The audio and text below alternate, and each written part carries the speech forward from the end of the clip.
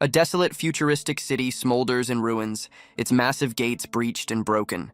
A lone rider on a motorcycle tears through the decaying streets, a crimson blur of purpose. Suddenly, a colossal beast with a gaping maw erupts from the shadows, dwarfing him completely. He swerves just in time, dodging a crushing blow that pulverizes the ground where he just was.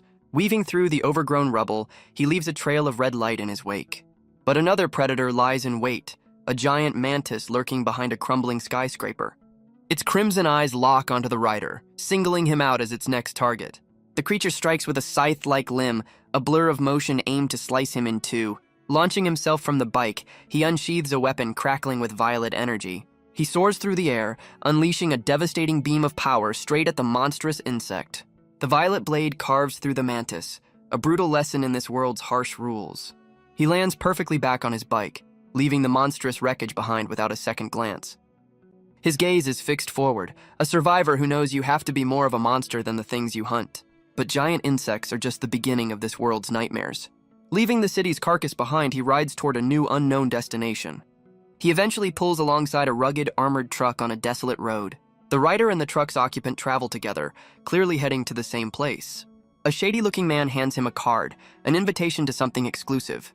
The flyer points him to an old, imposing mansion, confirming his next stop.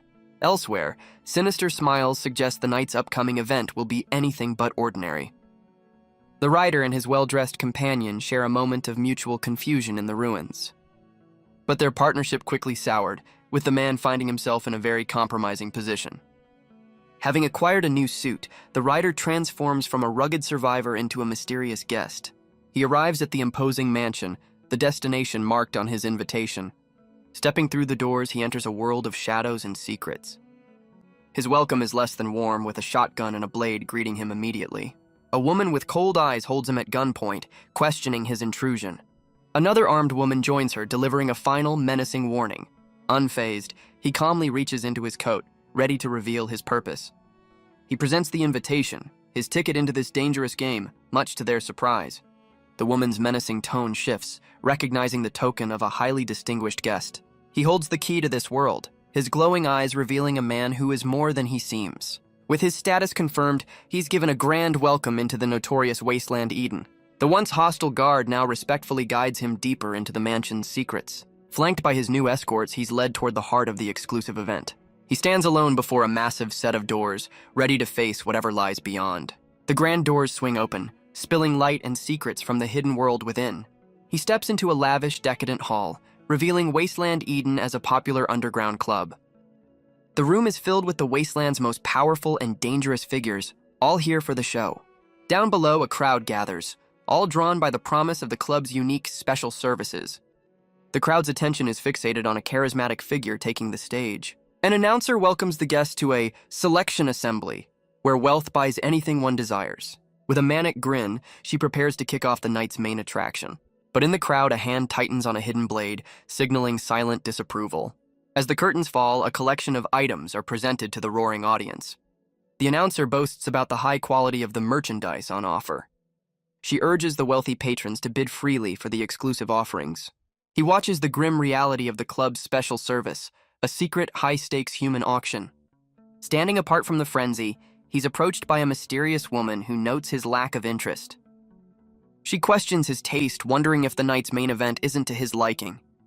He scoffs at the auction's offerings, dismissing them as second-rate and utterly boring. The woman informs him that the truly exceptional goods are reserved for Supreme members only.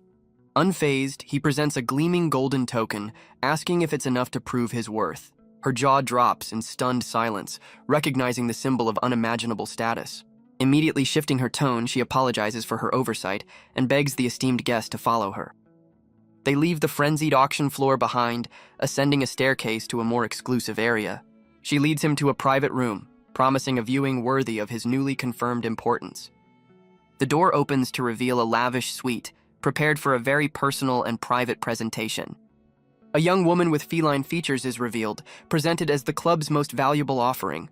His guide proudly showcases their high-grade item, eagerly awaiting his verdict. He assesses the offering with a smirk, finding her acceptable. The guide encourages him to enjoy his private session before taking her leave. He looms over the cat-like woman, acknowledging the club's claim of presenting top-grade merchandise. She eagerly pledges herself to him, promising to fulfill any of his desires. He leans in close, playfully questioning the full extent of her offer. She tries to entice him, suggesting they move past any pretense. He responds to her advance, moving over her as if to begin the main event. She is suddenly placed in a vulnerable position, ready for what she believes is coming next. But he pulls back with a dismissive gesture, finding her attempts completely ordinary. Confused by his rejection, she wonders if her forwardness was a mistake. She decides to take the initiative, trying a more forward approach to please him.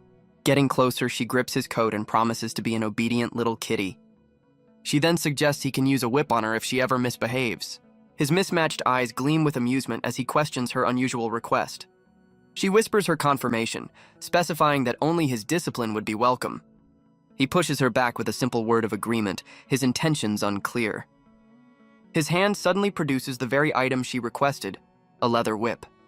Standing over her, he raises the whip high, ready to grant her wish literally. A sharp, stinging lesson is delivered, completely shattering her expectations.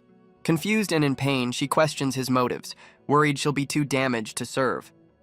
He calmly reminds her that her kind is known for its resilience, suggesting a single strike is nothing. Her eyes widen in pure shock as he casually addresses her as a beast man. Her expression shifts to fury, demanding to know how he saw through her disguise. A flashback reveals his past as a scavenger, a hunter of creatures just like her.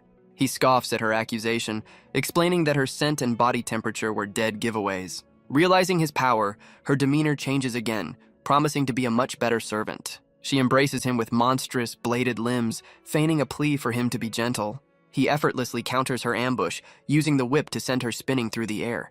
Landing on the other side of the room, she unleashes a volley of sharp projectiles. The powerful counter forces her into her true insectoid form, her human illusion completely shattered. The creature analyzes him, baffled that a seemingly novice scavenger holds such a peculiar weapon.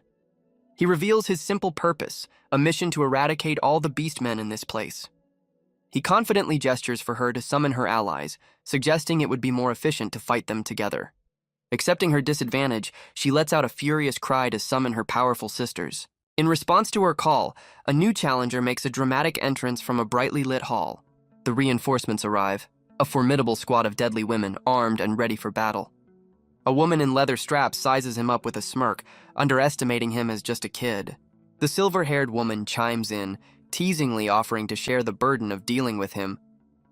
The shotgun-wielding woman cuts through the chatter, reminding her sisters that their opponent is a scavenger and must be taken seriously.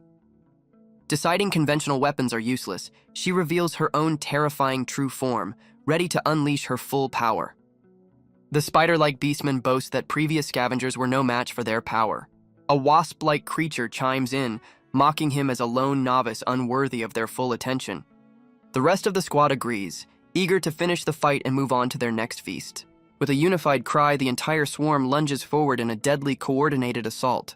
But he stands his ground, unfazed, remarking that their group attack simply makes his job easier. In response, he reveals his own trump card, a glowing talisman pulsing with raw energy. He wraps the charm around his whip, channeling its mystical power directly into the weapon. The whip now crackles with brilliant blue lightning, completely transformed by the talisman's energy. Leaping into the air, he unleashes a devastating arc of electricity that strikes the first beastman down. The shocking current chains through the group, instantly neutralizing another one of his attackers. The lightning arcs from one target to the next, overwhelming two more of the monstrous sisters. The last standing beastman is blown away, questioning if he's more than a mere scavenger. The original beastman lies defeated in the wreckage, regretting her underestimation of him. With the fight over, he stands tall over his fallen opponent, his silhouette a picture of victory. He clarifies that his power came not from within, but from the mystical talisman he holds. He surveys the aftermath, deeming the elimination of 5 beastmen a worthy trade for a single talisman. Just then, the door flies open, revealing a shocked witness who connects the scene to recent grim events. His warning echoes through the club as he bolts, igniting chaos among the unsuspecting patrons. The full story comes to light. The 5 beastmen were capturing humans for their twisted services. But their operation had a darker side, secretly turning their own unsuspecting clients into their next meal. The narration explains that beastmen are an intelligent, evolved threat, capable of perfectly mimicking humans. He formally introduces himself as Liu Xing, a scavenger sent on a mission to eliminate this very nest. Mission complete, he harvests the valuable nuclear cores from his fallen foes, a prize far greater than his commission. A flashback reveals the nature of scavengers, a guild of superpowered new humans who take on dangerous jobs. These new humans are defined by their enhanced physical traits and unique abilities, awakened by nuclear energy. He admits that the lightning attack wasn't his own power, but from an item, suggesting his true ability is something else entirely. The story shifts to his past, a harsh life spent fighting to survive in the desolate wasteland. He was once a starving orphan, constantly beaten down, until a formidable woman rescued him from despair. She became his captain, recognizing his new human potential and recruiting him into her elite scavenger team. With a new family and purpose, he dedicated his life to becoming the strongest scavenger he could be. He recalls his hard training, reaching the C rank, yet acknowledging the vast power gap between him and the elite S rankers. But he's found a different path to power, relying on strange artifacts tied directly to his unique new human ability. The flashback ends as he navigates the shadowy back alleys of the city on his bike. Arriving at his destination, he finds the entrance heavily secured with thick chains. Inside, he enters his Spartan safe house, a simple refuge from the wasteland. Exhausted from his mission, he lies down, holding a glowing core as he prepares to use his ability. He closes his eyes, letting his consciousness drift away into the darkness. But instead of sleeping, his eyes snap open, revealing the otherworldly glow that signals his power's activation. He reveals his true new human ability, the power to transport his soul to an entirely different world. He arrives in the immortal refining realm, a chaotic dimension teeming with grotesque demons and ancient horrors. Unlike the apocalypse, this strange new world offers a path to cultivating immortality. A small, fiery spirit greets him as Sect Master, announcing his return to consciousness. Now in his cultivator form, he holds a glowing core, having successfully completed his mission here. He stands before a massive, ominous shrine, reflecting on his sudden transition between worlds. The spirit flits around him as he still finds the reality of his travels completely unbelievable. To explain this bizarre situation, he begins to recount the events of a few months prior. The flashback opens on a grim battlefield, a mountain of the fallen under a blood-red sky. It all started when he went to sleep one night, completely unaware of what was to come. He awoke in a state of shock, surrounded by a sea of bodies and questioning where he was. Standing over the grim scene, he realized he had been inexplicably transported to another world. He recalls his first arrival, initially dismissing the nightmarish landscape as just a bad dream. But the overwhelming stench of decay was far too real, hitting him with a wave of nausea. Stranger still, his scavenger tech came with him and confirmed the bodies were ancient humans drained of their life force. His eyes widened in disbelief as he took in the truly bizarre sight before him. A colossal, floating structure wrapped in menacing thorns confirmed this was a twisted cultivation world straight from a horror story.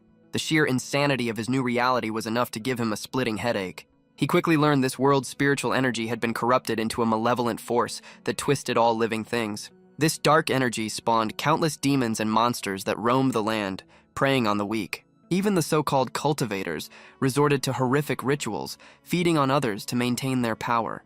He found himself in the body of a lowly disciple, whose only purpose was to dig for treasures in this desolate graveyard. He learned that disciples were led like sheep to a grand, corrupted gate, unaware of their grim fate. Below, countless followers blindly worshipped, oblivious to the grotesque remains of those who came before. The monstrous sect master preyed on his own, draining their life force to fuel his twisted cultivation. He even framed this horrific act as a blessing, a final gift from the disciples to their master. Those with potential were used as ingredients, their bodies refined into powerful alchemical pills. All the talk of saving the world was just a cover for the sect's depraved and selfish rituals. He was horrified to find himself in the emaciated body of one of these unfortunate disciples. A sudden headache brings a flood of the body's original memories, revealing even more of the sect's dark secrets. He sees the sect's glorious past, a golden city where powerful cultivators once soared through the skies. The memory reveals a time when masters were so abundant, their power was almost commonplace. He realizes that in the sect's golden age, today's so-called masters would have been nothing more than lowly servants. The sect was once so prestigious that even demons and evil spirits flocked to it, seeking a righteous path to power. He connects the dots, understanding he's witnessing the memories of the body's original owner and his powerful ancestor. But this era of peace was shattered by an invasion of otherworldly horrors that warped the very fabric of their world. To preserve a spark of life, the ancient sect master resorted to a desperate, forbidden technique as his final act. The ritual's immense power rained down upon the sect, sealing it away from the world in a storm of destruction. In the aftermath, the once divine city was consumed by a forest of malevolent thorns, becoming a twisted prison. This cataclysm corrupted the very nature of cultivation, transforming it from a path of enlightenment into a grotesque cycle of consumption. The new masters now fuel their power by devouring the life force of mortals, a grim practice that defines this era. The final memory reveals a solemn vow made to his ancestor, a promise to one day restore the sect's true path and end the corruption. He reflects that this new world is just as unforgiving, but the original owner's failure is now his golden opportunity. A memory reveals the elder's final instructions: a map, a jade bracelet, and a secret code to unlock the sect's legacy. Guided by these borrowed memories, he searches the bone-littered wasteland for the described ruins. The search brings him full circle, right back to the massive pile of bodies where he first awakened. His scavenger bracelet unexpectedly activates, detecting a strong nuclear energy source hundreds of meters below. Following the strange signal, he begins digging through the grim remains, searching for its origin. He uncovers an old well, where both his tech and the jade bracelet begin to resonate with the power below. Descending into the darkness, the signal grows stronger, guiding him deeper into the corrupted earth. The grasping hands of the dead reach out from the walls, a final, desperate attempt to stop him. He lands firmly at the bottom, having finally reached the entrance to the hidden sect. He stands before a dark cavern, his tech confirming the powerful energy source lies within. But the ground erupts with skeletal hands, a grim welcome party from the depths. His eyes narrow as he senses a much larger presence lurking just beyond the darkness.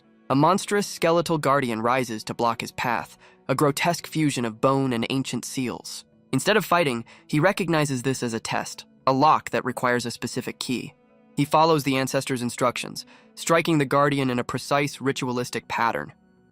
Reciting the ancient incantation, he channels his will into the skeletal monstrosity. The guardian's eye flares with brilliant light, acknowledging the correct password. A wave of energy washes over the undead, causing them to break apart and dissolve. With the guardian dismantled, its flaming skulls now mark the true entrance to the sect's legacy.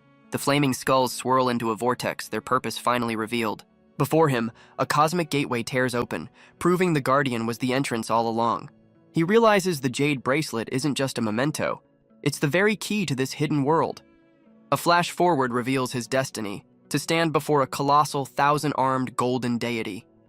Without hesitation, he steps through the shimmering threshold into the unknown. Behind him, the scattered skulls begin to reassemble with a surge of purple energy. The skeletal remains start to fuse with pieces of golden divine armor. A magnificent multi-armed construct rapidly takes shape around the skeletal core. The Guardian is reborn as an imposing golden god, the true protector of the sect's legacy. He walks deeper into the ethereal space, completely unaware of the powerful being reforming behind him.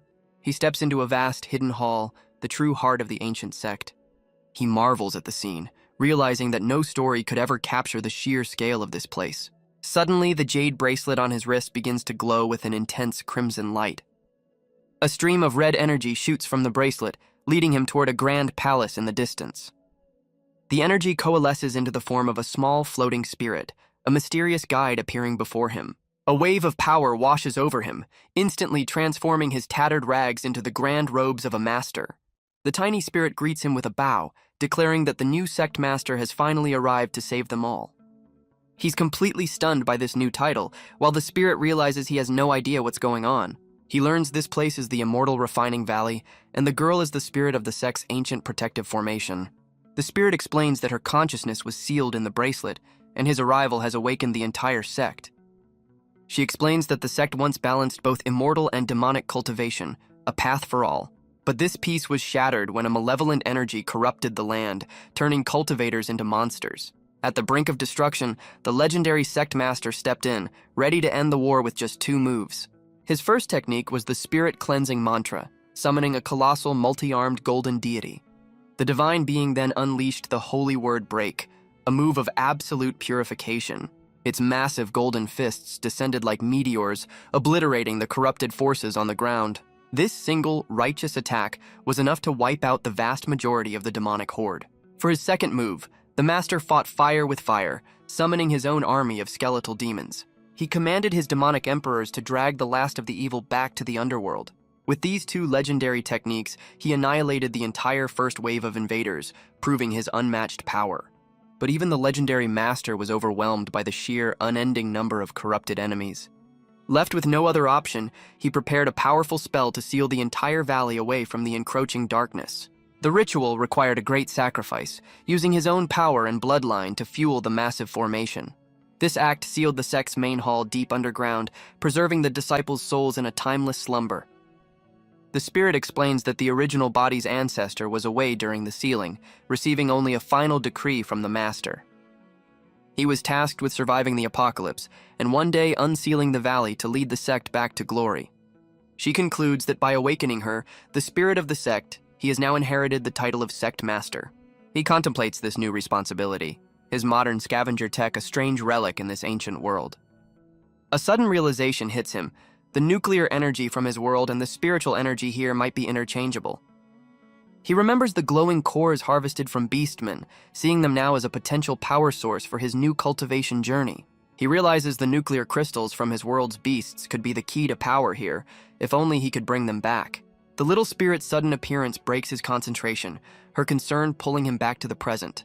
He brushes off her worry, claiming exhaustion and asking her to lead him to a place where he can finally rest.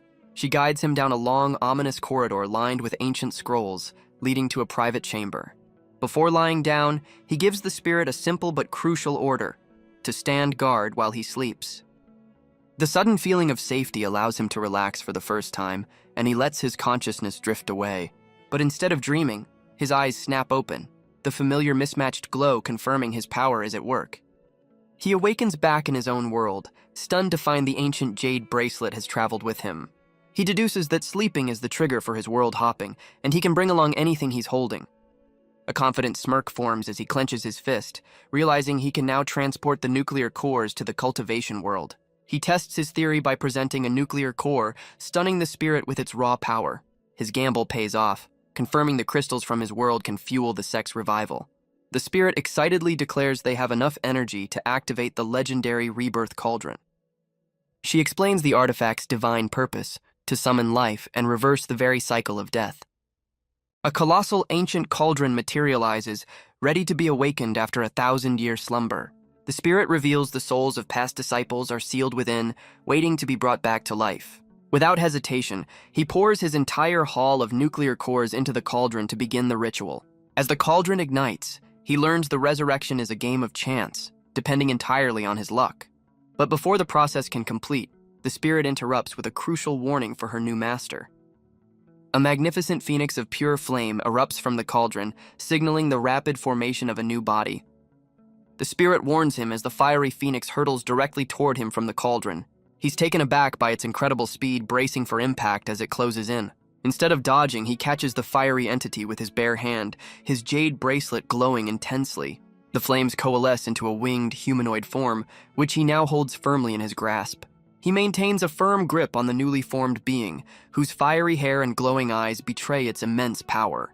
The fiery energy sears patterns onto her bandages as her full, powerful form is revealed. She's completely baffled, demanding to know how he can withstand her sacred flames without being harmed. Her shock turns to disbelief as she finally notices the glowing jade bracelet on his wrist. The spirit cheekily orders the powerful woman to show respect, welcoming her back to the world under a new master. But she suddenly lunges with a blade, confused about how a new master could exist when the last one had perished. She reconsiders, acknowledging that his control over the sect's artifacts makes him a potential threat or a true master. With an air of superiority, she demands to know the purpose behind her resurrection. He calmly explains their grand mission, to have her join them in restoring the sect to its former glory. The powerful woman scoffs at the notion, dismissing such a noble cause as utterly uninteresting. Enraged by the disrespect, the tiny spirit launches herself at the woman, delivering a fierce reprimand. She violently throws the spirit aside, declaring that after surviving the Golden Age, she will no longer be anyone's pawn. Unleashing a torrent of dark energy, she proclaims her fate as her own to decide and lunges at the new sect master. But he's ready for her, as the jade bracelet on his wrist erupts with glowing chains of spiritual energy. The chains instantly bind her, coursing with powerful energy that completely immobilizes her in a flash of light. Lying defeated on the ground, she's completely subdued while the spirit marvels at how he learned the old master's soul-binding technique. He reveals he didn't learn any technique. He simply deduced that the bracelet itself was the key to controlling the resurrected souls. He admits to the stunned spirit that his masterful move was nothing more than a well-educated, high-stakes guess. The spirit warns him that the sealed disciples are all powerful demons and monsters who only ever feared the original sect master. He realizes the old master's trump card wasn't a technique, but the absolute authority granted by the jade bracelet itself. He recalls seeing the soul-binding chain transfer to her new body during the ritual, confirming his suspicion. With a confident smirk, he explains he simply activated the bracelet's built-in yin-yang soul-binding curse to put her in line.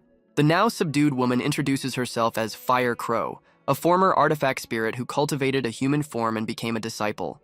He scoffs at her previous arrogance, threatening to send her back to be reforged if she proves useless to his cause.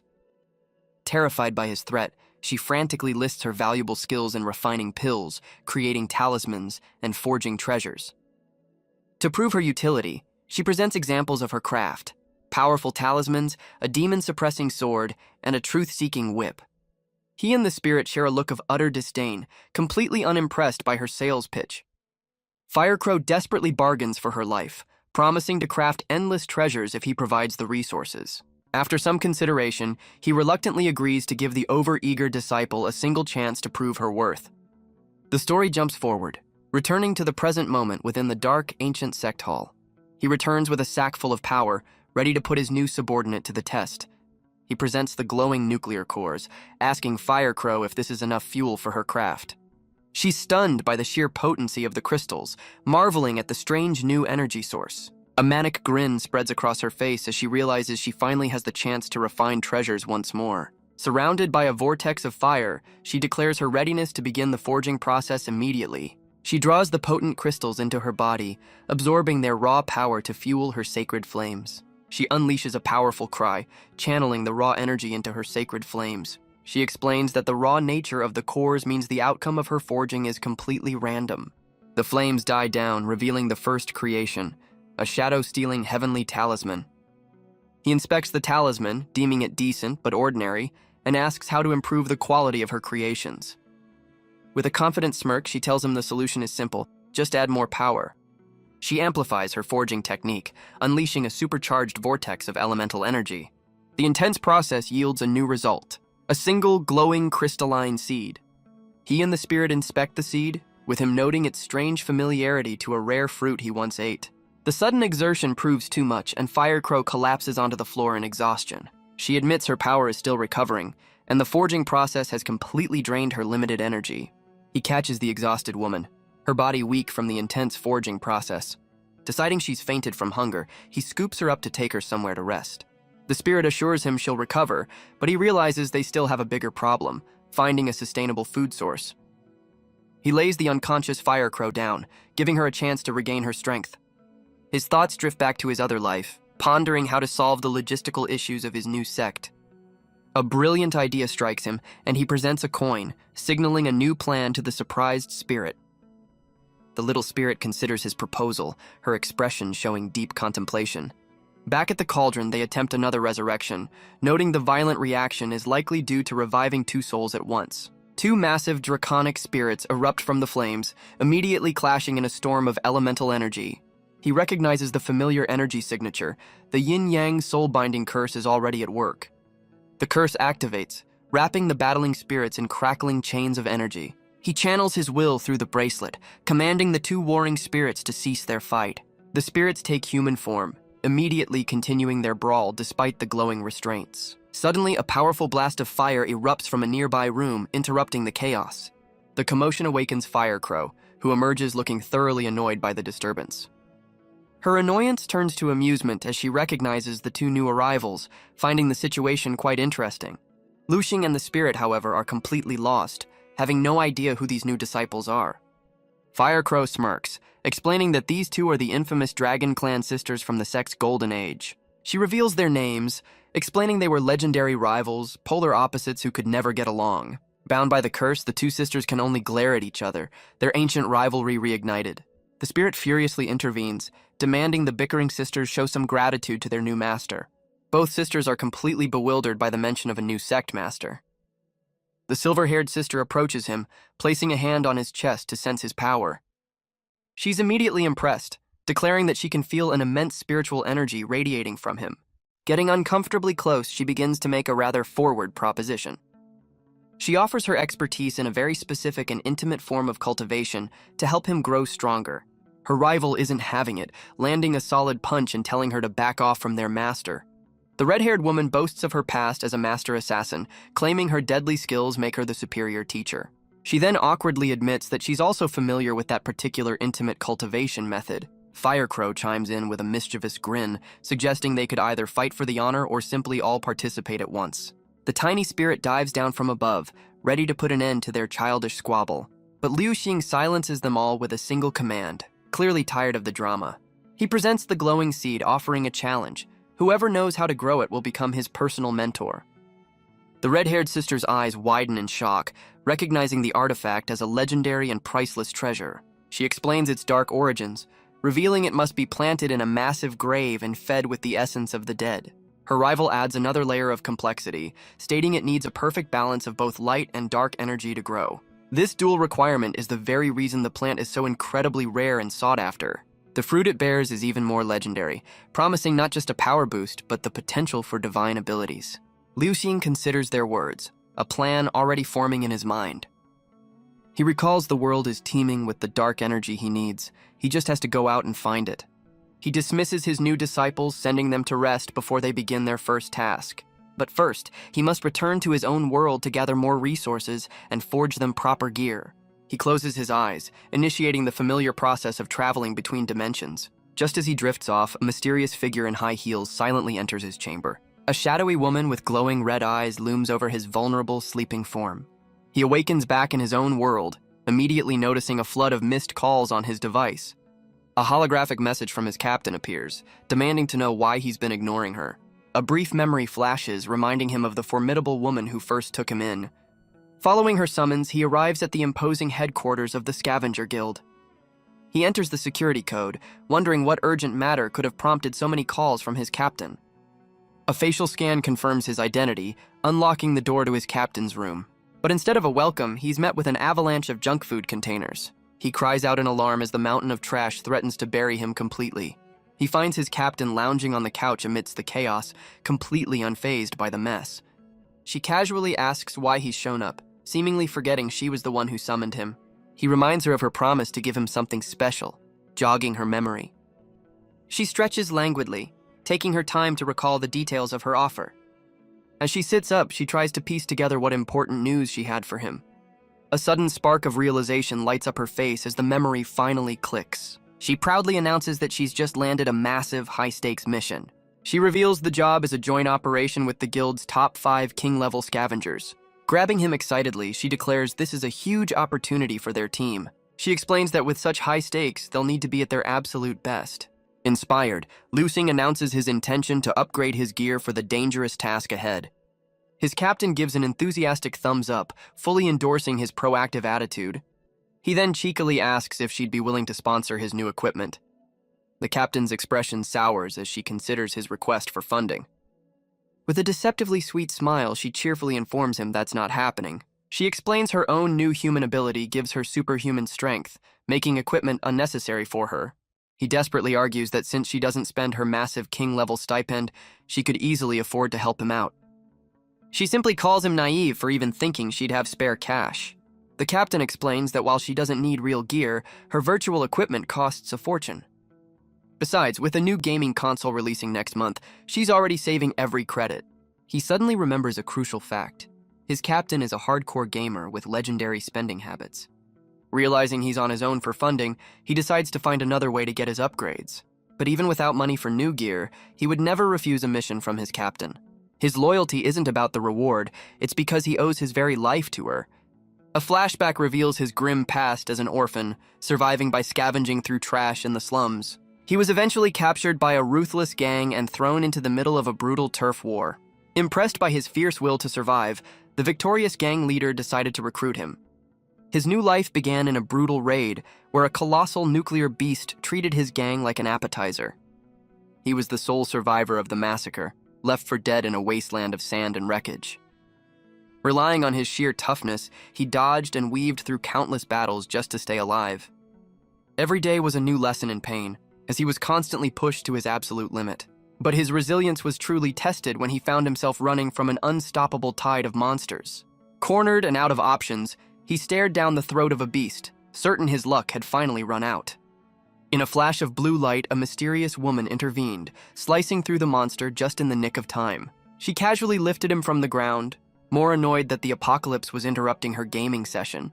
Telling the boy to stay put, she charged forward, ready to finish the fight and get back to her priorities. Her eyes blazed with power as she channeled her energy, preparing to unleash a devastating golden punch.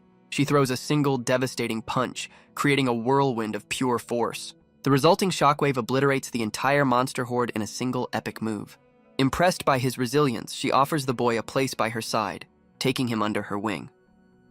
Back in the present, he arrives at a remote research facility, the target of his captain's latest mission. A strange welcoming party greets him, led by a scientist flanked by guards and cat-like maids. The man introduces himself as Dr. Shu, the head of the facility, and eagerly shakes Liu Xing's hand. He's led into a pristine lounge, a stark contrast to the wasteland outside. One of the maids immediately gets close, her intentions clearly more than just hospitable. Dr. Shu begins his pitch, presenting his facility as a charitable organization with a noble cause. He claims to provide a safe haven for beastmen, showing a picture of a seemingly happy and thriving community.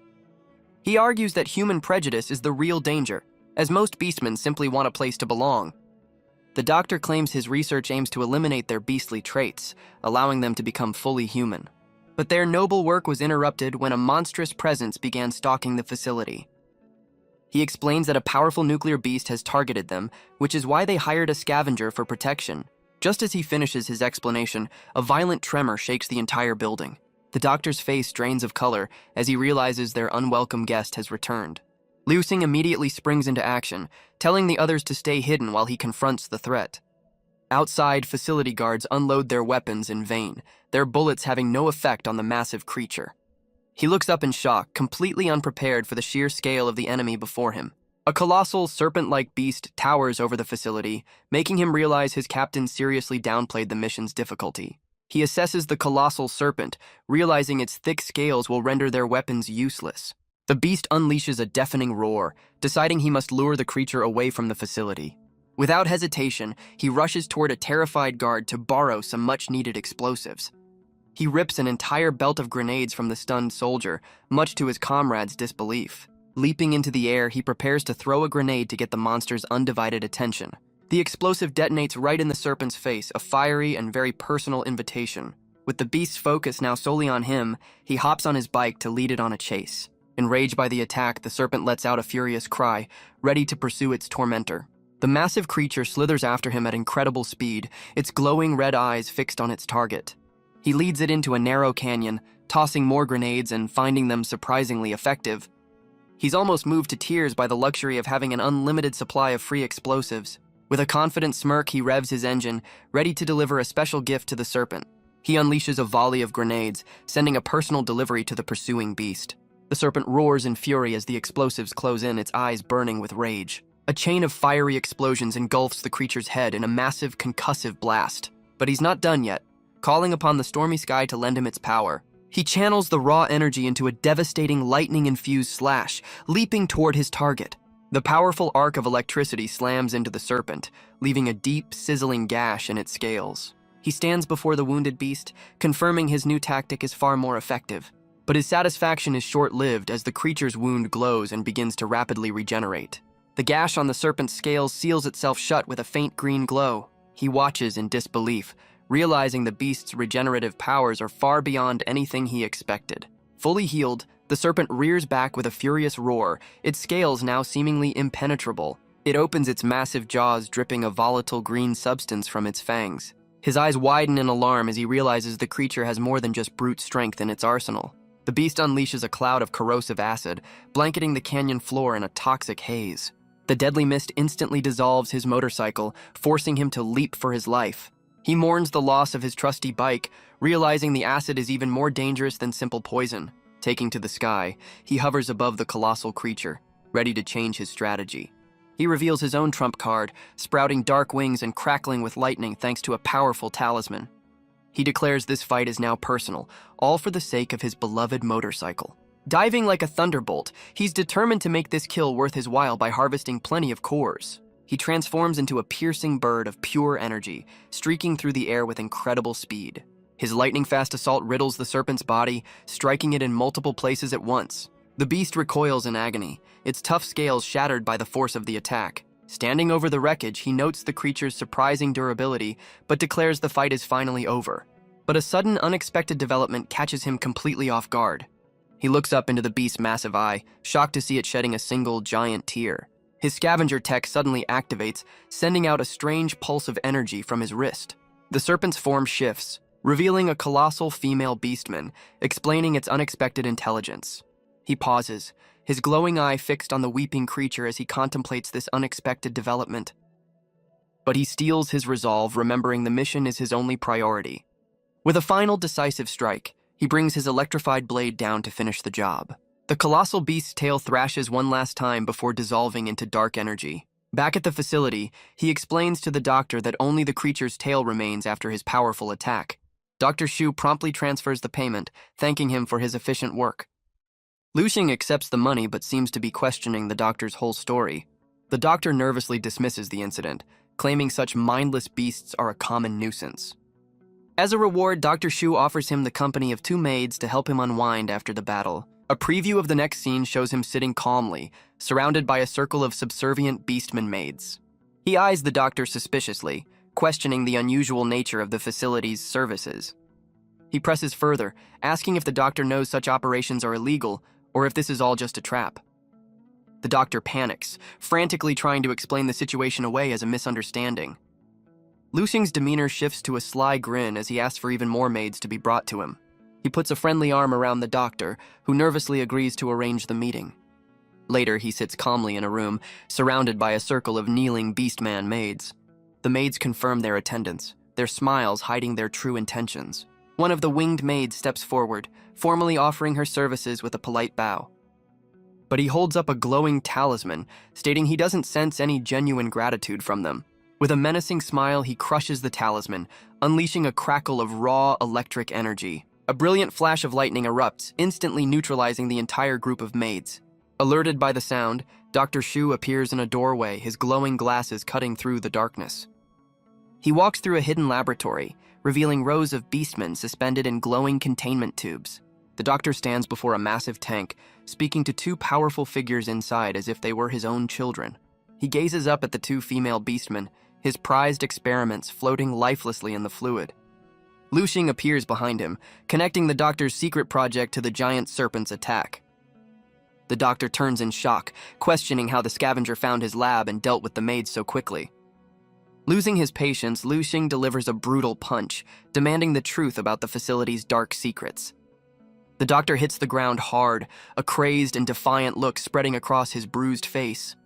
With a triumphant sneer, he reveals his phone, showing he's already sent out a distress signal. The doctor boasts that his genetically modified beastmen are unbeatable, underestimating the scavenger's true capabilities.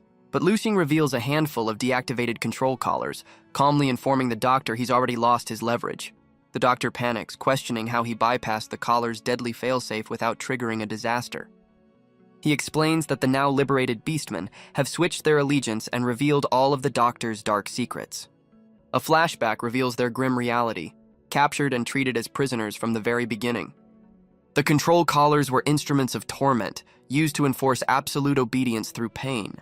They were also subjected to horrific experiments, used as unwilling test subjects for dangerous new drugs. Surrounded by his former victims, Luxing declares that the doctor, who claimed to be a savior, is the real monster.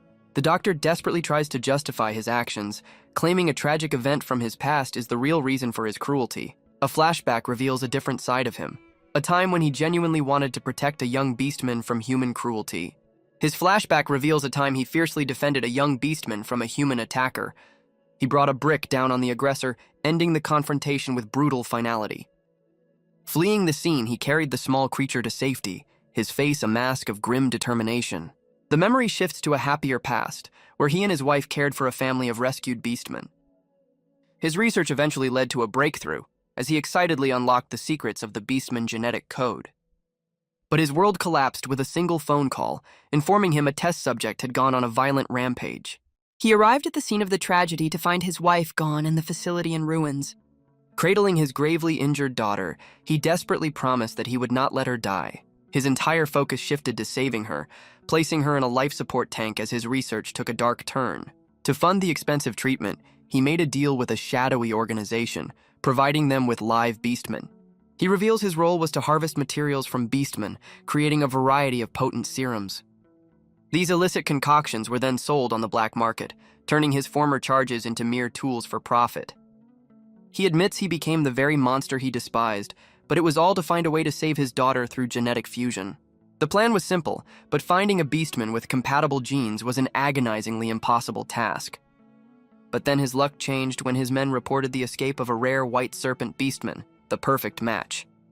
After recapturing her, he confirmed a near-perfect genetic match, bringing him one step closer to reviving his daughter.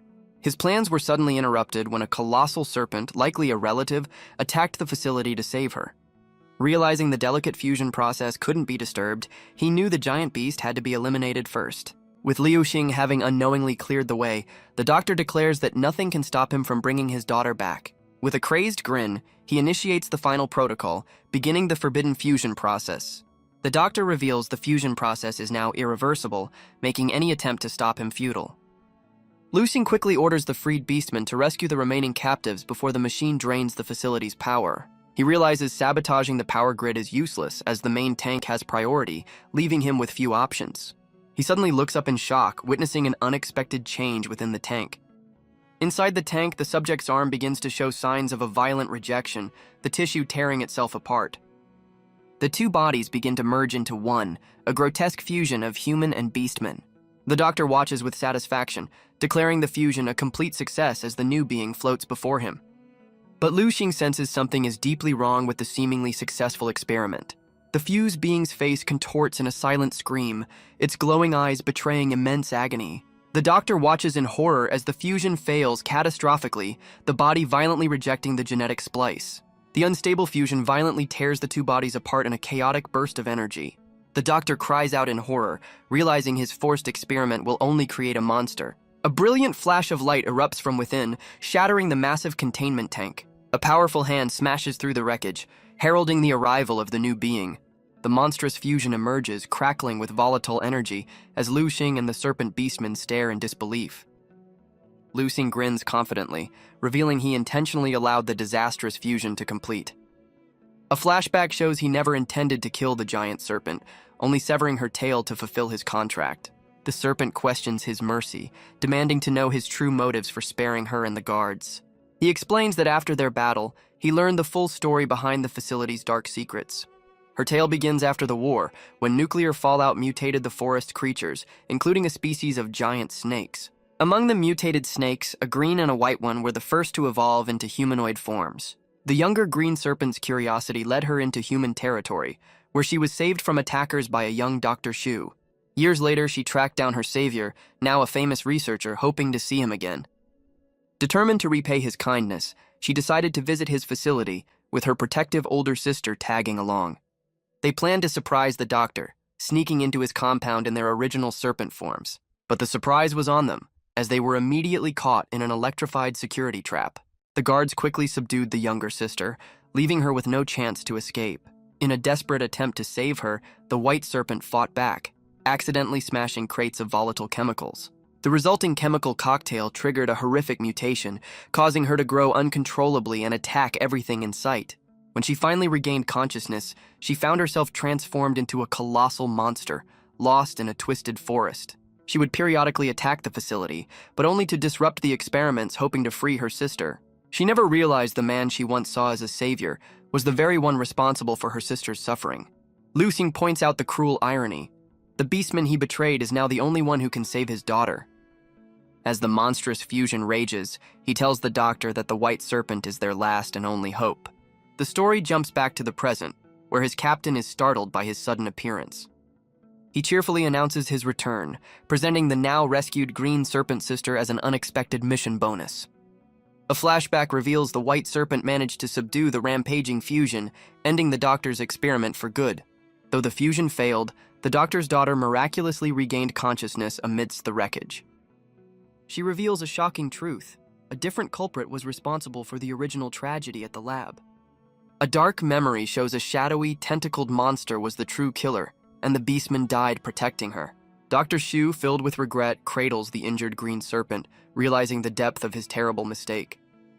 Their only hope is a risky fusion, but the process is stalled by a critical lack of power. Liu Xing steps in, preparing to sacrifice his last lightning talisman to fuel their desperate gambit. He unleashes a torrent of electrical energy, knowing that saving them is worth more than any single artifact.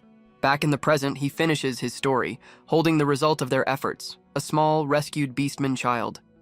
His captain leans in curiously, asking if this little girl is the mission bonus he brought back. He explains her potential, suggesting she could be trained as the newest member of their scavenger team. The captain studies the child, who seems more interested in her burger than the conversation about her future. With a pat on the head, she agrees to take the girl in and promptly gives her the new name Xiao Bao. The captain seems delighted with her choice, while Liu Xing mentally face palms at the simplistic name. The captain lays down the law, informing Xiao Bao that their team doesn't carry freeloaders and she's now on chore duty. After settling the new recruit, he grabs his recently collected cores, including a massive one from the White Serpent, and prepares to travel. His eyes snap open, the familiar mismatched glow confirming his successful return to the cultivation world. But his calm demeanor shatters as he lets out a cry of pure shock. He finds Fire Crow sitting on his chest, sleepily asking what she's doing in his private chambers. She cheekily explains that she needs to engage in a special kind of cultivation with him to speed up her recovery. She makes a bold move, getting uncomfortably close as she makes her proposition. He's left completely bewildered, trying to process her very forward suggestion. Changing the subject, he presents the massive core crystal, challenging her to refine something truly impressive with it. Her eyes light up with manic glee as she draws on the crystal's power, promising to forge a supreme treasure this time. Fire Crow unleashes a torrent of elemental energy, forging a shadowy, cat-like spirit from the core. Instead of forming an item, the dark energy surges directly toward Liu Xing, much to his surprise. The shadow envelops him, taking the form of a powerful, flowing set of robes. The dark energy solidifies around him, becoming a tangible piece of powerful equipment. The spirit reveals his new gear is a legendary robe woven from the essence of ancient cat demons. She explains it grants the wearer incredible stealth and agility, and even hides a secret technique. The intense forging process leaves Firecrow completely drained, pleading for him to stop. After creating a bow and several other treasures, she collapses, admitting 5 creations was her absolute limit. He tells the exhausted disciple to rest, deciding to take the Dragon Sisters on the next mission himself. But as he turns away, Firecrow's expression shifts to a sly, calculating grin, hinting at a hidden agenda. He and the Dragon Sisters arrive at a massive graveyard, a grim valley filled with mountains of the dead. The silver-haired sister emerges, taking a deep, satisfied breath of the morbid air, clearly in her element. Her rival immediately criticizes her strange tastes, while he tries to keep them focused on their dangerous mission. The red-haired sister inspects the soil, finding it dry and useless for their purpose. She explains that only soil saturated with fresh resentment and dark energy will work for the seed. Suddenly, the silver-haired sister's eyes glow as she senses a powerful aura approaching them. She quickly warns the others to take cover, their bickering instantly replaced by tense silence. A grotesque, pale creature with an unnaturally long neck crawls over the mountain of bodies, surveying the area. Its head twists unnaturally as it senses something is amiss in its domain. The being fully reveals itself, declaring it sensed the presence of the living, its hunt now officially on. A mysterious woman leaps away, muttering about a dangerous ancestor and the grim fate awaiting her if she fails her mission. As she departs, a flicker of purple energy reveals Liu Xing and his disciples hiding within the mountain of corpses. He emerges from the shadows, his new stealth robe concealing his presence completely. He watches the woman, a powerful Taoist nun, as she herds her captured disciples toward a new destination. With a confident grin, he thanks his new gear for the perfect camouflage, her appearance sparking a brilliant new plan. He looks up at a horrifying, tentacled fortress in the sky, realizing it's the perfect source for the dark energy he seeks. The nun leads her captives toward a massive gate, promising them salvation as they march toward the floating structure. The Dragon Sisters, now disguised among the prisoners, debate the wisdom of walking directly into the enemy's lair. The silver-haired sister reveals their infiltration is part of a larger strategy, one that requires their master's full cooperation. Her plan is put into motion as she skillfully picks the lock on a cage, preparing to free other prisoners. The nun instructs her followers to rest, unknowingly setting the stage for Liu Xing's infiltration. The dragon sisters express their concern, but he has already transformed into a small cat to go unnoticed. He assures them he's familiar with the place and tells them to wait for his signal to act. He navigates a cursed, disorienting corridor, noting the strange spatial distortion warping the path. Using the original owner's memories, he confidently makes his way toward the end of the twisted hall. A sudden, overwhelming pressure stops him in his tracks, his fur bristling with alarm. A horrifying, long-necked creature with glowing eyes appears, its head twisting at an impossible angle. The creature searches the room, confused by the lingering aura of life, while he remains perfectly hidden on the ceiling. He realizes his stealth form is draining his power and knows he must reach his destination quickly. He finally arrives at a grotesque ritual chamber, confirming this is the heart of the enemy's operation. He watches as the nun's followers are led into a grotesque gateway, promised an end to their suffering. But he knows this ascension is nothing more than a cruel and elaborate lie. The gate leads to a massive soul-refining furnace, a tower that feeds on resentment and evil energy. He tests the corrupted ground, feeling a strange energy that's both freezing cold and intensely burning. After gathering enough of the dark soil for his mission, he prepares to make his escape. Suddenly, a powerful force from the furnace yanks him into the air, catching him completely by surprise. He's dragged toward the tower, confused as to why the soul-sucking artifact is targeting him in his animal form.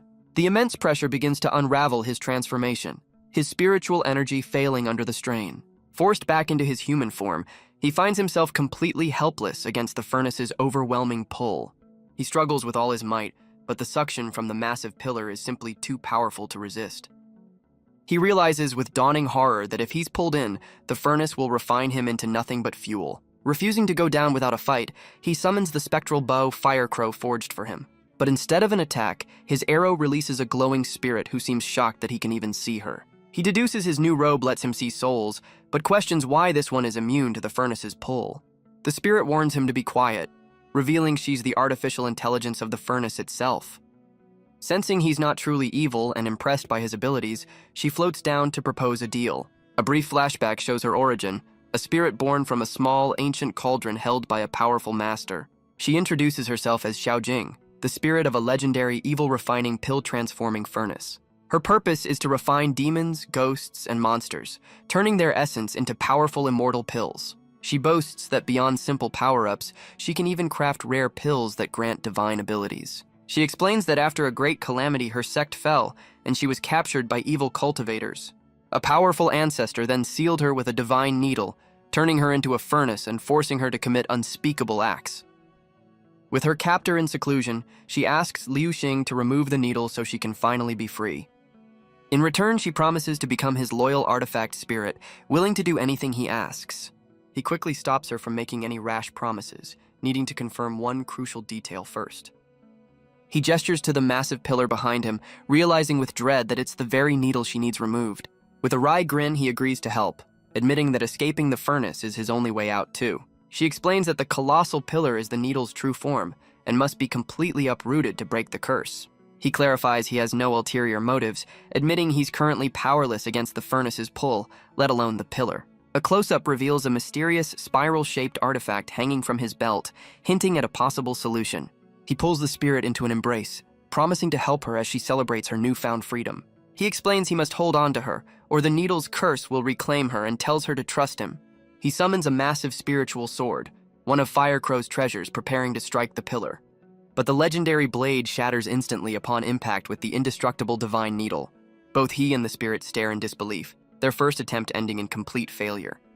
Undeterred, he switches tactics and summons a powerful whip, ready for another assault. He lashes out with the whip, but its strikes barely scratch the surface of the colossal pillar. Exhausted from the effort, he realizes he'll have to use one of his more powerful, newly forged items. He reveals a fiery, potent pill, considering it a worthy sacrifice to gain a powerful new ally. He reconsiders, realizing he's not just saving a spirit, but acquiring an artifact that can create endless treasures for him. He crushes the potent pill, unleashing a blinding explosion of pure golden energy. With a surge of immense power, he channels the pill's raw essence through his own body. The spirit recoils from the intense heat as he tells her to brace for the pill's full effect. He directs the explosive energy directly into the colossal divine needle, aiming to shatter it from within. With a final powerful roar, he unleashes a shockwave that cracks the ancient curse wide open. The chains break apart, and the furnace spirit is finally freed from her long and painful imprisonment. Overcome with gratitude, she embraces him, eagerly offering her services as his new artifact. He holds the now tamed furnace, realizing his simple soil-gathering mission has yielded a far greater prize. But he knows the celebration is premature, as the most pressing issue is still finding a way out. Just then, a towering, masked figure emerges from the shadows, accusing him of being a thief who won't be leaving so easily. The figure declares that while he can keep the furnace, his life is the price. The grotesque creature studies him, a flicker of recognition in its monstrous eyes. He realizes the commotion has awakened a marrow fragrance cultivator, a clan that feeds on the essence of others. He understands their secret art transforms them into demonic beasts, giving him only one chance to strike. The creature's memory clicks, finally recognizing him as the intruder it previously dismissed. It looms over him, demanding to know how he survived and managed to free the furnace spirit. He feigns cowardice, offering a fiery treasure in his hand while pleading for mercy. The creature leans in, its curiosity piqued, promising to spare him if the offering is good enough. Seeing his chance, he drops the act, his eyes glowing with fierce determination. He unleashes a devastating punch, sending a pillar of pure energy straight at the unsuspecting monster. The creature is sent flying, its form contorting from the sheer force of his surprise attack. As the monster collapses, he notices a strange golden artifact glowing from within its chest. The furnace spirit explains it's a golden marrow bone, the very core of the creature's power, leaving him wondering how to use his new prize. Suddenly, a spectral hand reaches out to claim the bone, forcing him to reluctantly hand over the treasure.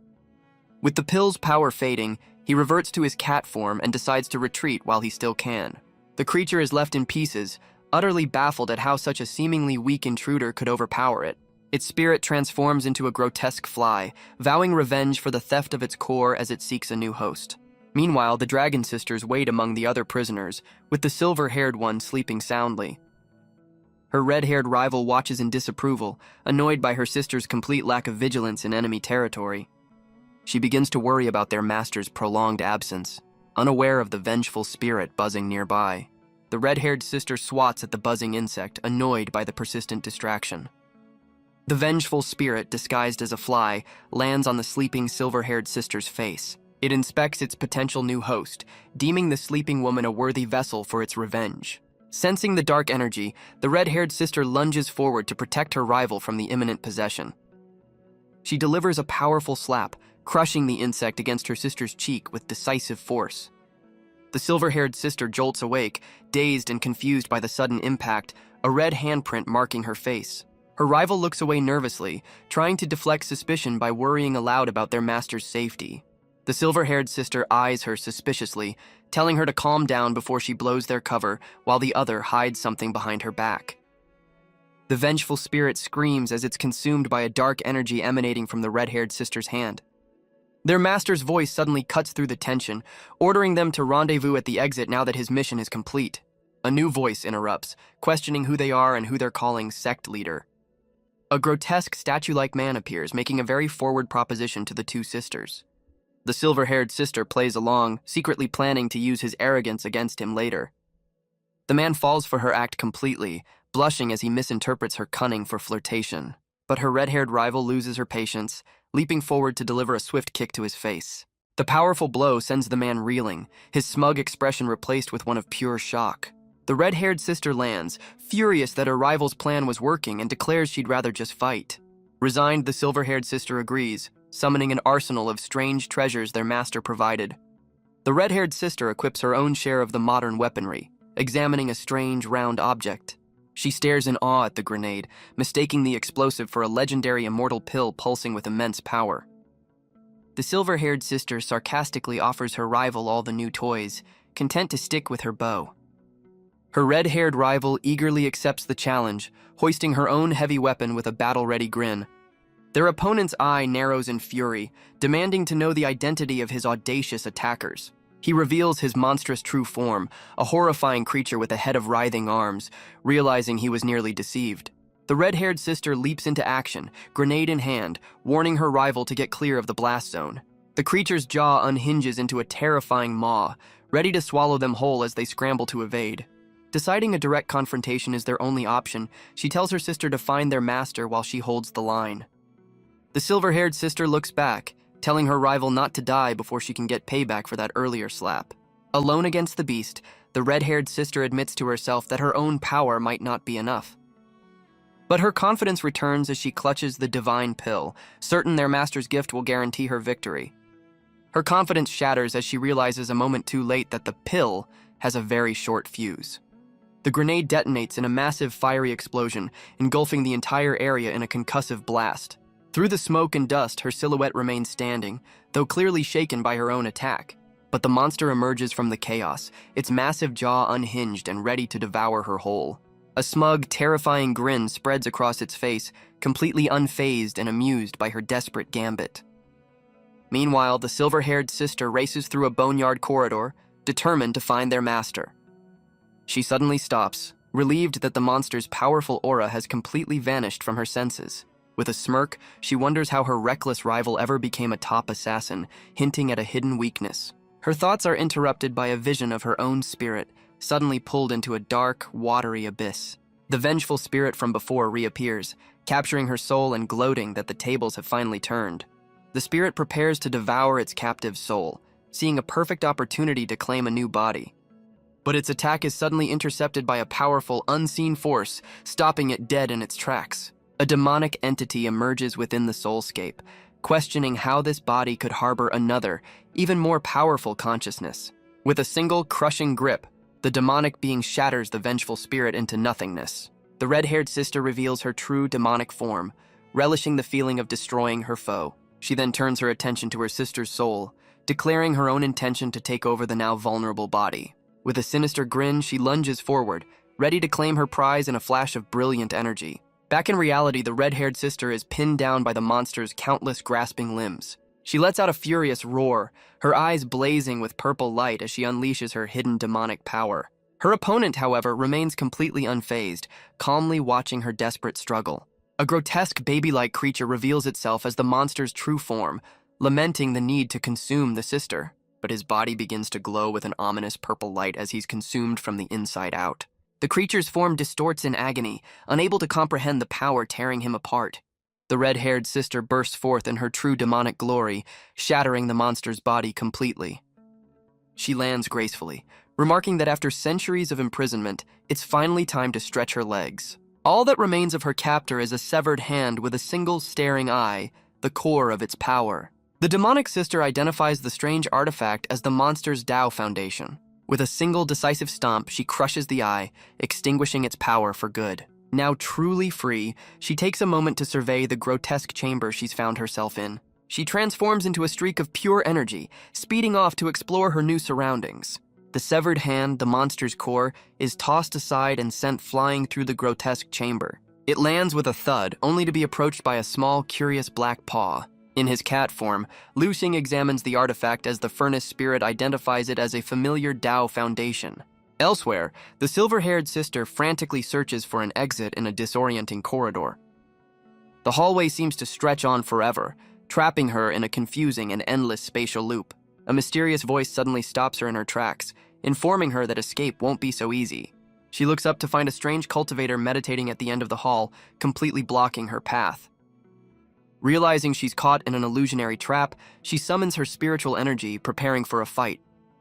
Unfazed by the unknown, she draws her bow, ready to blast her way through any obstacle.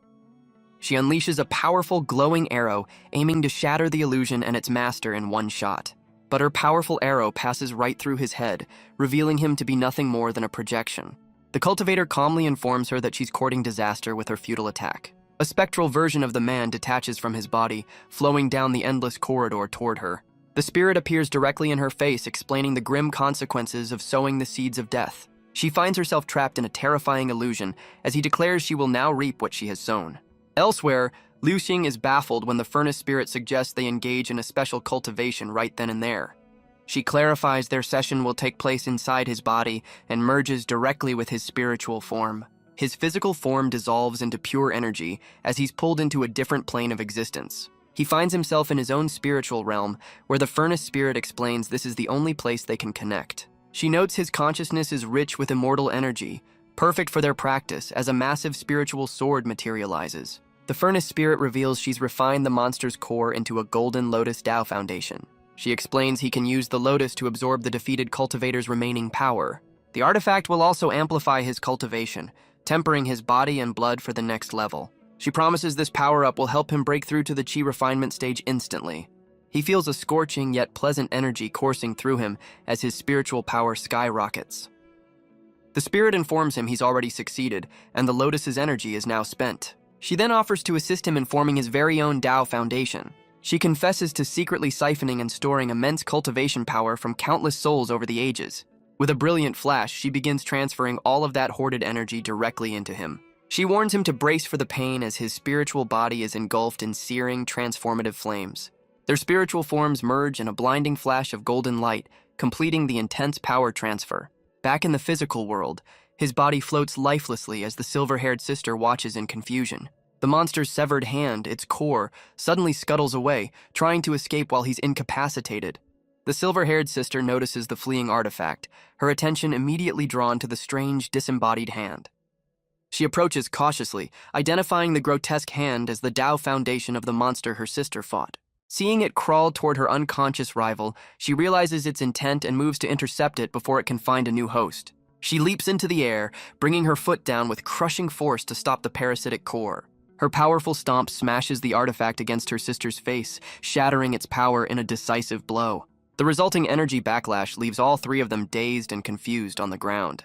Suddenly, ominous red chains of energy fill the chamber, signaling that a powerful seal has just been broken. The red energy chains swirl around the chamber as the two sisters realize they've unleashed something terrible. The red-haired sister looks up in alarm, sensing a powerful and malevolent presence approaching. Her silver-haired rival shares the same dread, clutching her head as the pressure intensifies. A colossal being formed from thousands of tormented souls materializes before them, a single will controlling the entire mass. The soul projection's face forms, its voice echoing with rage as it demands to know who disturbed its slumber. With their master still unconscious, the silver-haired sister prepares to fight, knowing she's nearly out of spiritual energy. The red-haired sister admits her own reserves are low, doubting their combined strength is enough to face this new threat. Despite the odds, the silver-haired sister gives a confident look, ready to put their teamwork to the ultimate test. The two rivals set aside their differences, merging their remaining power into a single, volatile orb of energy. They unleash their combined attack, sending a massive beam of pure power hurtling toward the soul-forged Titan.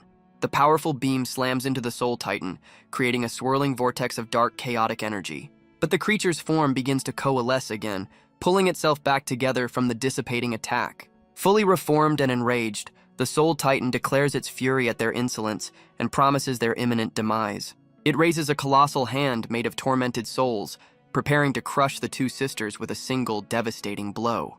Out of options, the sisters accept their fate, vowing to settle their rivalry in the next life. Just as the hand descends, a brilliant golden figure wielding a massive sword appears, stopping the attack in its tracks. Lu Xing, now radiating immense power, effortlessly holds back the Titan's assault with his blade. He unleashes a pillar of golden light, shattering the creature's arm and blasting through its torso. The Titan scoffs at his power, comparing his efforts to an ant trying to shake a divine tree. Despite its bravado, the creature's body crumbles under the golden assault, vowing their karmic debt will be settled in the underworld. The Soul Titan's massive fist shatters, its collective form unable to withstand his golden power. As its body dissolves into nothingness, the creature looks down at the gaping hole in its chest. It searches the area in confusion, wondering where its targets disappeared to during the chaos. A disembodied hand on the ground glows ominously as the Titan's voice echoes, declaring their fates are now intertwined. The red-haired sister is stunned by his power, realizing he's on the verge of a major cultivation breakthrough. Her rival connects the dots, shocked that he was cultivating the entire time, not just knocked out. Lu Xing, looking weary but powerful, admits there's a lot to explain about his sudden power-up. The sisters carry their exhausted master, who quickly hushes them and orders a retreat back to their sect. Before leaving, he instructs them to cover their tracks by hiding the entrance to this realm under a pile of bodies. He warns them to be ready, as the master of this domain will undoubtedly seek revenge for their intrusion. The silver-haired sister doubts that simply piling up bodies will be enough to hide their tracks. She takes charge, gathering immense spiritual energy to cast a powerful sealing spell. Her magic forms a glowing blue seal, pulling the surrounding corpses into a swirling vortex to conceal the entrance. The spell solidifies, leaving the entrance completely buried and magically hidden from prying eyes. With their escape secured, the trio teleports back to their sect, arriving high above a strange crimson landscape. Lu Xing's eyes widen in disbelief as he takes in the chaotic scene unfolding before him.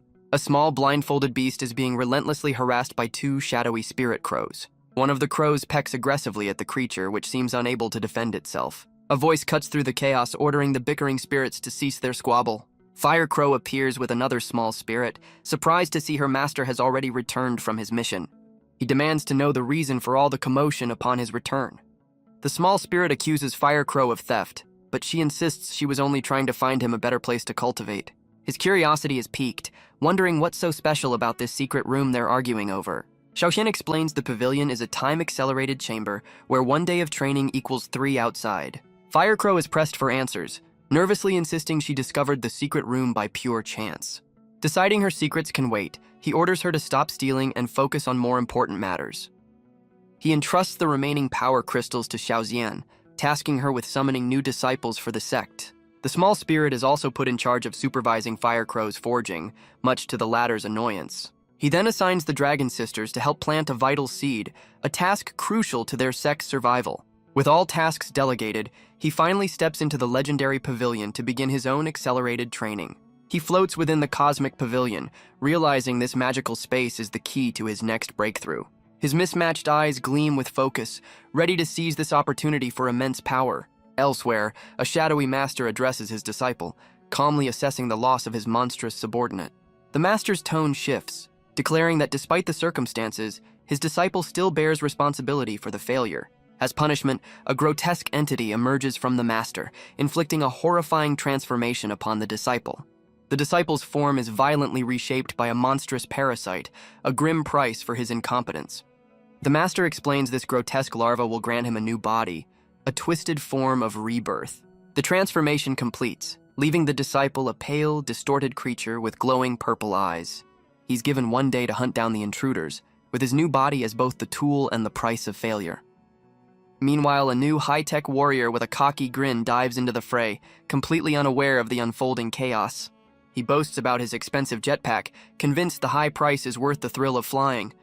But his joy is short-lived as Liu Xing effortlessly zips past him, sending him spinning through the air. Stunned by the incredible speed, the jetpack user decides to chase down this mysterious new rival. Liu Xing easily outpaces him, realizing his new cultivation level makes modern tech completely obsolete. He marvels at how his cultivation power has seamlessly merged with his physical body across dimensions. Setting aside his thoughts, he lands in a dusty town, ready to tackle his primary objective. The jetpack user finally catches up, skidding to a halt just behind him. In a desperate attempt to save face, the newcomer sprints past, claiming he's still the faster one. Inside the scavenger bar, they're greeted by staff who direct them based on their mission rank. Elsewhere in the bar, another scavenger boasts about his rank, determined to climb to the top within a year. Lu Xing confidently orders a meal and a drink from the familiar bartender. The bartender, Brother Hua, greets him with a flashy display of energy, happy to see him back. While enjoying his food, he compliments the bartender's skills, suggesting he's too talented for this line of work. Hua brushes it off, content with his quiet life, and praises Lu Xing's recent solo mission success. Lu Xing humbly dismisses his achievements, complaining that despite his rank, he's still completely broke. The eavesdropping scavenger is stunned by the news, suspecting Liu Xing has either a secret power or incredible gear. The bartender pulls up a holographic screen, questioning how he could be broke after a 5,000 coin payout. He explains his captain takes a massive cut, then asks for a challenging 3-star mission to take on next. His thoughts reveal a deeper motive. He needs to hunt stronger beasts and gather cores to face an approaching enemy. He knows his disciples are still recovering, making it his responsibility to gather resources and prepare for the coming battle. The bartender points out the rules forbid C-rank scavengers from taking on 3-star missions solo. The other scavenger realizes Lu Xing's captain is the legendary S-rank Fan Xiaoyu, which explains his predicament. Seeing an opportunity, the scavenger eagerly proposes they form a team to tackle the mission together. He introduces himself as Luo Letian, a flyer from the well-known Wasteland Lion team. Lu Xing shakes his hand, humbly calling himself an underdog, despite Luo Letian's team being one of the top-ranked crews. Luo Letian insists Lu Xing lead their new team, confident in his impressive reputation. But the bartender shuts them down, reminding them that 3-star missions require a minimum of 3 members. Just then, a new voice from off-screen asks if they're still looking for another person for their mission. They both turn to find a small, unassuming girl standing behind them, her appearance catching them completely off guard. She introduces herself as Ling Yue, another C-rank scavenger, and shyly asks to join their team. Luo Letian eagerly welcomes the girl, extending a hand and formally inviting her to their newly formed team. With their team officially formed, Liu Xing asks the bartender to find them a suitable 3-star mission. But Liu Xing cuts him off, demanding the most difficult mission they have, complete with beastkin and a powerful boss. The bartender sighs, noting his reckless ambition is just like his captain's, but agrees to offer a particularly dangerous quest. He pulls up the details for a mission in the Ghost Forest, where an entire class of children has mysteriously vanished. He explains the mission's danger lies in its unpredictability, with rumors of ghosts, though he suspects beastkin are the real threat. Without a moment's hesitation, Liu Xing slams his hand on the bar and accepts the perilous mission for his team. The system confirms their team formation, but Luo Letian immediately expresses his shock and disapproval of the choice. Luo Letian protests, worried about their new teammate's safety, but Liu Xing confidently brushes off the danger of ghosts. The bartender cuts in, reminding them the real danger isn't ghosts, but the fact that the children have been missing for a full day. The bartender lays out their options, revealing 2 fast but deadly routes to their destination. He offers a third, safer path, but its 10-hour travel time makes it nearly useless for their urgent mission. Just as they're out of options, Ling Yue shyly speaks up, claiming she has a way to get them there.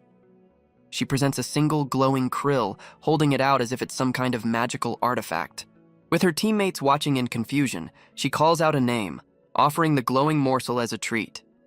She raises the offering to the sky, and a surge of blue energy erupts around her in a summoning ritual. A colossal ethereal whale materializes from a swirling vortex, answering her call from the heavens. Her teammates are stunned by the sight of the legendary stellar whale, which she casually refers to as just a baby. Liu Xing is impressed, recognizing her companion as the fastest beast alive, while Luo Letian questions how she acquired such a treasure. She clarifies the whale is a friend, not a pet, and explains they'll need to fly up to its altitude to catch a ride. Luo Letian flies up, wondering why the extraordinary girl chose not to ride with him. Liu Xing effortlessly carries Ling Yue, giving her a much faster and more stylish ride to the whale. They land on the colossal beast, and Luo Letian notes how surprisingly steady and slow the ride feels. Ling Yue explains the whale's true power isn't speed, but its ability to take cosmic shortcuts. With a command from its master, the stellar whale crackles with energy, preparing to bend space and time. The creature dives headfirst into a swirling vortex, tearing open a portal to another dimension. They travel through a chaotic wormhole, a cosmic shortcut littered with the debris of other realms. Liu Xing is unnerved by the spatial distortion, sensing a familiar evil energy from his last mission. The whale emerges from the portal, delivering them directly to their destination, the eerie void forest. Wasting no time, Liu Xing summons a massive weapon, prepared to face the dangers of their new location. Luo Letian explains the Void Forest's peaceful reputation, making the student's disappearance all the more unsettling. Ling Yue shivers, the oppressive atmosphere reminding her of a dark local legend. Her teammates are immediately intrigued, demanding to hear the spooky story. She begins her tale, revealing the forest was once called the Forest of Miracles. A flashback shows a time when human survivors built a thriving settlement within its borders. Humans and beastkin once coexisted peacefully, sharing the forest's resources in harmony. But that peace was shattered one night, with the human settlers found hanging from the trees in a grim display. The beastkin were blamed for the tragedy and were hunted down, nearly wiped out by a vengeful scavenger team. Ling Yue reveals the most terrifying part. A lone survivor claimed a ghostly entity watched the entire conflict unfold. Luo Letian scoffs at the idea, dismissing the ghost as a figment of a terrified child's imagination. Ling Yue insists the lone survivor's account of the event was completely accurate.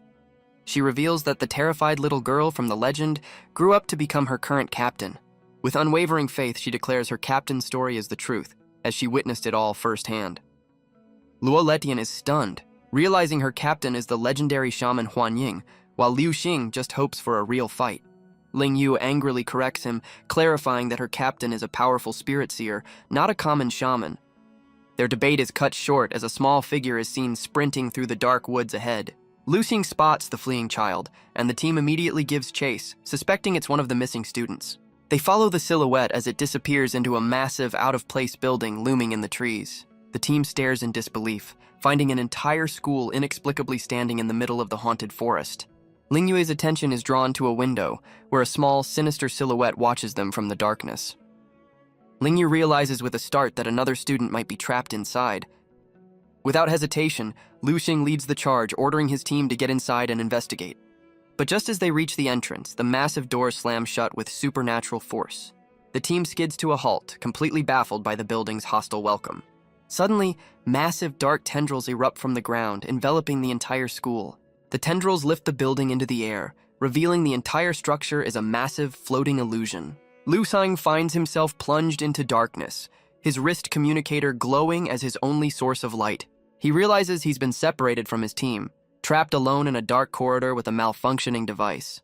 A strange, unsettling noise echoes from the rubble-strewn hallway ahead, putting him on high alert. He illuminates the path, only to find himself surrounded by a group of shadowy, clawed figures. He peers into a dark shaft, finding it filled with a bizarre pile of lifeless mannequins. Despite the silence, he remains on edge, certain he heard something just moments before. Deciding the creepy atmosphere is getting to him, he turns to leave, unaware of a shadowy hand reaching for him. The mysterious hand gets closer, and he whips his head around, sensing the presence behind him.